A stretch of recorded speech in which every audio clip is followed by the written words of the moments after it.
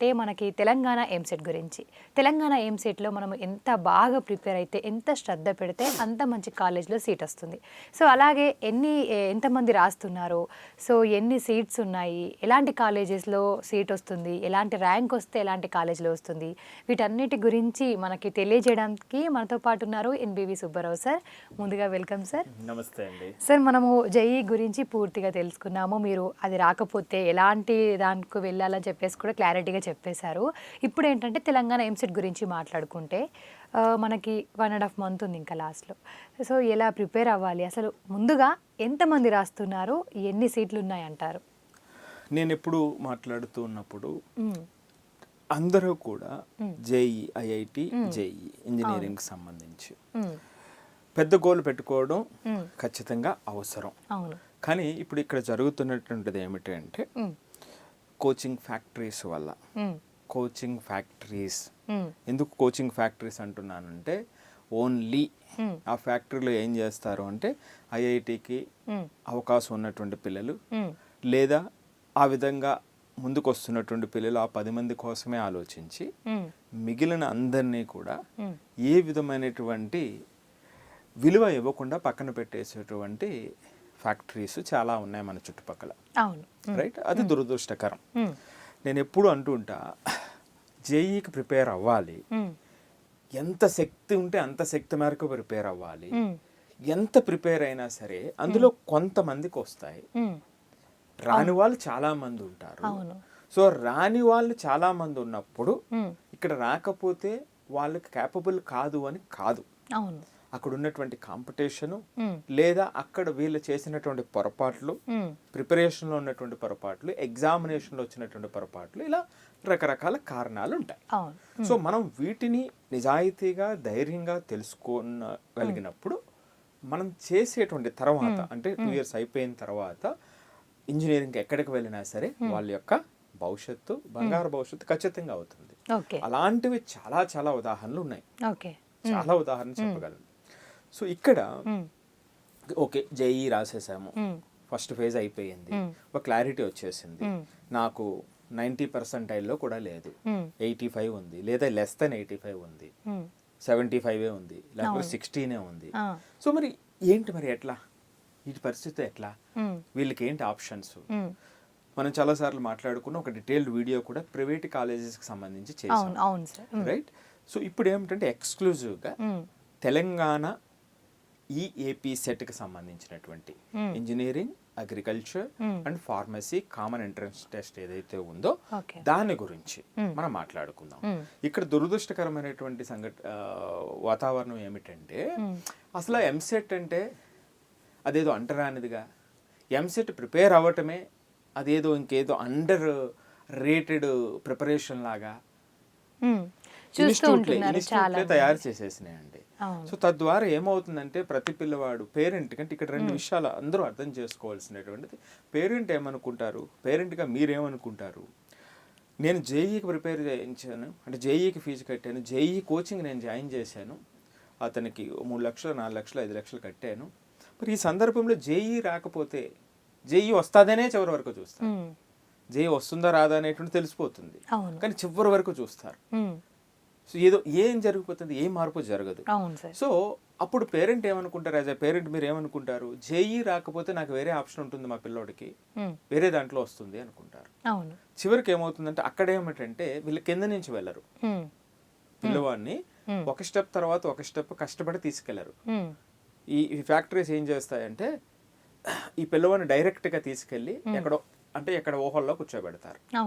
ఎప్పుడైతే ఇది కాలేదో ఆటోమేటిక్గా అక్కడి నుంచి కిందకి పడిపోతాడు.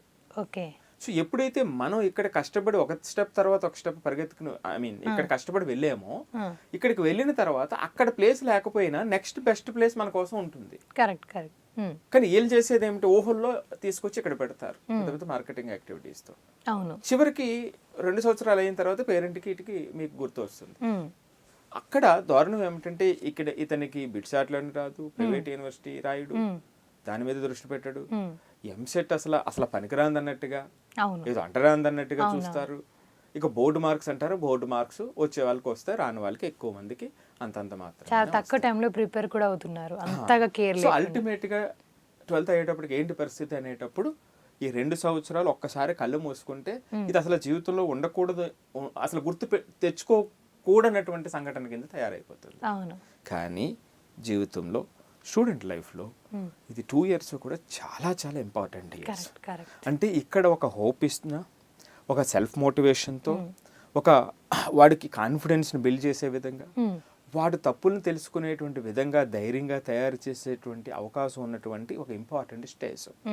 ఇతను ఇక్కడి నుంచి ఈ టీనేజ్ కాబట్టి ఇటు అటు ఈ అడల్ట్కి మారుతున్నటువంటి ఈ మధ్య వయసులో ఆ పాజిటివిటీ, అతని ఎనర్జీస్ అతనికి తెలిసేటట్టుగా, అతని తప్పులను తెలుసుకునేటువంటి ధైర్యం వచ్చేటట్టుగా మనం చేయగలిగినప్పుడు ఏమవుతుంది 2 years ఏమవుతుందంటే ఈ 2 years దానికి పునాది పడితే నెక్స్ట్ రాబోయేటువంటిది ప్రొఫెషనల్ కోర్స్.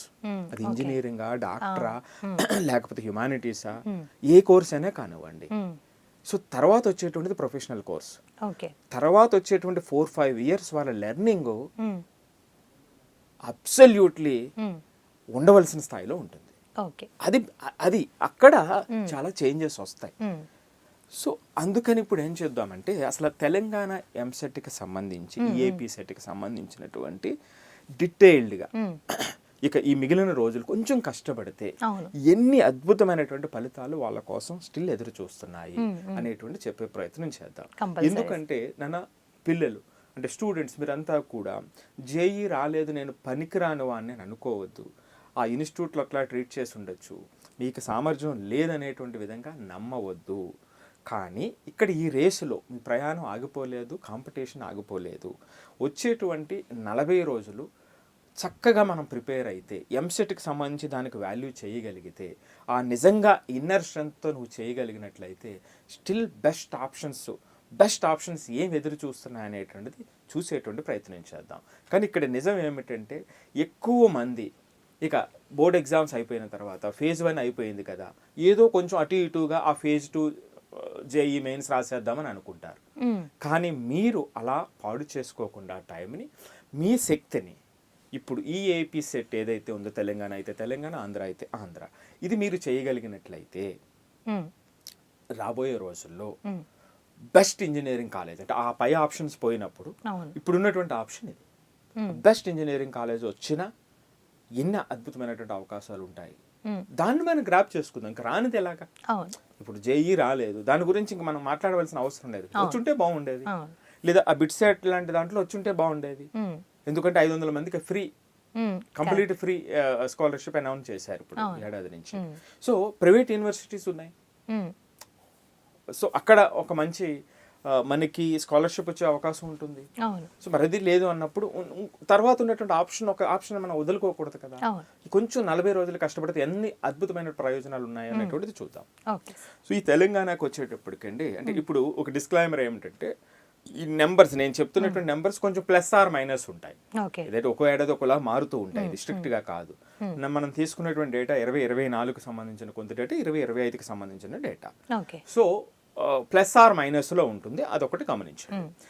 ఈ తెలంగాణ ఎంసెట్కి సంబంధించి సుమారుగా 2,40,000 మంది రాస్తారండి.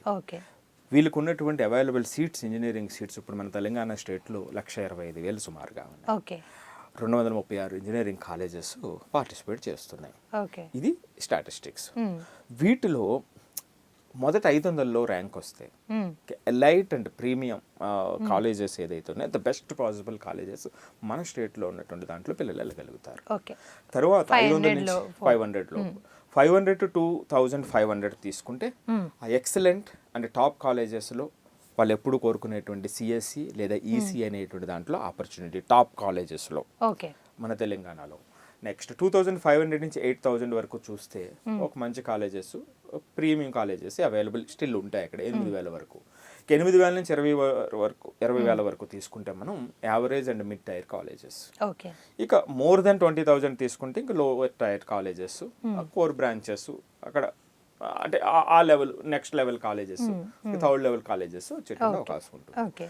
సో ఇక్కడ మొట్టమొదటిగా నేను చెప్తున్నటువంటిది ఏమిటంటే 5,000 లోపు, లేదు 10,000 లోపు, లేదు 20,000 లోపు అనే దానికి ట్రై చేస్తే అక్కడ ఎవరైతే సీరియస్గా పనిచేశారో జేఈలో పోనీ రాలేదు, వాళ్ళకి బెస్ట్ ఆప్షన్స్ ఎదురు చూస్తూ ఉంటాయి. ఖచ్చితంగా. సో ఇక్కడ వదిలేస్తే ఇది చిన్నదే, ఇది నాకు అంత కాదు అనేటువంటిది వదిలేస్తే ఆ 20,000 కూడా రాదు, ఇది ఎక్కడికో పోతారు. అవును, అది సమస్య. ఇక ఈ ఎంసెట్కి వచ్చేటప్పటికి ర్యాంక్ ఫార్ములా ఏమిటంటే 75% ఈఐపి సెట్ స్కోర్ చూస్తారు, 25% ఈ బోర్డు మార్క్స్ని చూస్తారు. మరి దీంట్లో ఏమైనా మినిమం క్రైటీరియా ఉందంటే దీంట్లో మినిమం క్రైటీరియా ఉంది. ఓసీ ఓబీసీలకు వచ్చేటప్పటికి 25% మినిమం రావాలి, అంటే 160 మార్కులు 40 మార్కులు రావాలి. సో అది మినిమం క్రైటీరియా. ఇంక ఎస్సీ ఎస్టీ కంటే ఏమి మినిమం క్రైటీరియా ఏమీ లేదు. సో ఇది తెలంగాణ ఈఐపి సెట్కి సంబంధించినటువంటి కొన్ని గణాంకాలు. సుమారు 2,40,000 మంది ఓకే ఎంసెట్ రాస్తున్నారు. ఇలాంటి సీట్స్ ఇన్ని ఉన్నాయి ఇప్పుడు మనకి. సార్ చూసుకుంటే మనకి ఇప్పుడు టాప్ ఒక 15 కాలేజెస్ ఏంటి, ఇవి ఎలా మనము సో ఇప్పుడు ఈ 40 రోజులు ప్రిపేర్ అవుతున్నటువంటి వాళ్ళకి ఒక టార్గెట్ పెట్టుకోవటానికి, సో ఇది కూడా మనం మరొకసారి చెప్తున్నా, ఏ కాలేజీని మనం ప్రమోట్ చేయడం ఉద్దేశం కాదు, ఇక్కడ ఉన్నటువంటి గణాంకాలు చెప్పడమే మన ఉద్దేశం. ఫీ కూడా ఎలా ఉంటుంది మెన్షన్ చేసి చెప్పండి. డెఫినెట్లీ అండి. సో ఆ ఫీలో కూడా కొంచెం 10,000 అటు ఇటు ఉంటుంది. Okay, it depends. ఇక్కడ టాప్ 15 కాలేజెస్ నేను తీసుకున్న గణాంకాలు ఏమిటంటే సిఎస్సికి సంబంధించినటువంటి దానికి, అంటే మీరే దాన్ని మనకి అనాలిసిస్ చేసి తీసుకొచ్చారు. 2004 2005 డేటానికి సంబంధించి తీసుకొచ్చినటువంటిది పూర్తిగా ఆ గణాంకాలు తీసుకొచ్చినటువంటి. ఇందులో ఎన్ఐఆర్ఎఫ్ ర్యాంకింగ్, సిఎస్సి క్లోజింగ్ ర్యాంక్ని బేస్ చేసుకుని నేను చెబుతున్నటువంటి మొదటి 15 కాలేజెస్. అందులో మొదటిది